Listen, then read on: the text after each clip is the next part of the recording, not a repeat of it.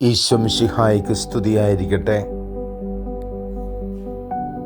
പരിശുദ്ധ തമത്രിത്വത്തിൻ്റെ തിരുനാൾ സഭമാതാവ് ആഘോഷിക്കുമ്പോൾ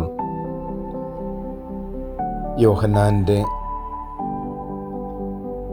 ലേഖനം വെളിപാടിൻ്റെ പുസ്തകം നമുക്ക് ശ്രവിക്കുവാൻ സാധിക്കുന്നത് അതിൻ്റെ 4-ാം അധ്യായത്തിൽ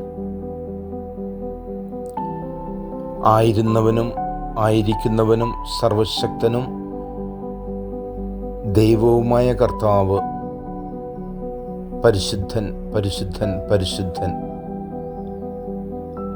അതെ, സർവശക്തനായ ദൈവം, ആദിയിലെ ഉണ്ടായിരുന്നവൻ്റെ ശബ്ദം സകലതും ഉണ്ടാകട്ടെ. ജലത്തിൻ്റെ മീതെ സമാനമായി നിലകൊണ്ട ആ കാറ്റ് ജലത്തിനെ ഓളങ്ങളാക്കി മാറ്റിയപ്പോൾ അത് ദൈവാത്മാവിൻ്റെ പ്രവർത്തനമായി നമുക്ക് രേഖപ്പെടുത്തി തരുന്നു. കുരിശിലെ സ്വപുത്രൻ്റെ ദിവ്യയാഗം മാനവകുലത്തിന് സ്വപിതാവിങ്കിലേക്കുള്ള തിരിച്ചുവരവിൻ്റെ ഒരു പരിപാവനമായ യാഗമായിവെങ്കിൽ, പിതാവായ ദൈവത്തിൻ്റെ സൃഷ്ടിയെയും പുത്രനായ യേശു ക്രിസ്തുവിൻ്റെ മനുഷ്യാവതാര രഹസ്യവും അവിടുത്തെ ജീവിത പ്രവർത്തനങ്ങളും മരണവും ഉത്ഥാനവും വെളിപ്പെടുത്തി തരുവാൻ നിയോഗിക്കപ്പെട്ട പരിശുദ്ധാത്മാവ് സഭമാതാവ് നമ്മെ പഠിപ്പിച്ചു തരുമ്പോൾ, സൃഷ്ടാവും സംരക്ഷകനും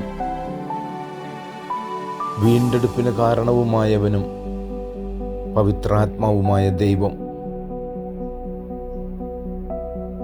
ഒന്നായി സമ്മേളിച്ചിരിക്കുന്നത് പരിശുദ്ധ കുർബാന എന്ന സത്യത്തിലാണ്. ആളത്വത്തിൽ 3 എങ്കിലും പ്രവർത്തനത്തിൽ ഒന്നായി മാറിക്കൊണ്ട് സ്നേഹവും ഐക്യവും സമാധാനവും ഒന്നാകെ വിശുദ്ധ കുർബാനയിൽ വെളിവാക്കപ്പെടുമ്പോൾ പരിശുദ്ധ ത്രിത്വം അതൊരു മഹാരഹസ്യം തന്നെയാണ്. ഇതുവരെയും കണ്ടിട്ടില്ലാത്ത ദൈവത്തെ മനുഷ്യൻ കണ്ടെത്തുന്നതും അനുഭവിച്ചറിയുന്നതും പരിശുദ്ധ കുർബാന എന്ന സത്യത്തിലാകയാൽ ആത്മാവ് തരുന്ന ആ വലിയ ബോധ്യമനുസരിച്ച് നമ്മുടെ ജീവിതയാത്ര തുടരാം.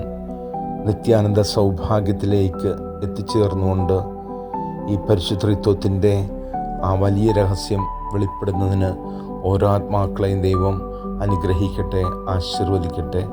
പ്രാർത്ഥനാപൂർവം തിരുനാളിന് മംഗളങ്ങൾ നേരുന്നു.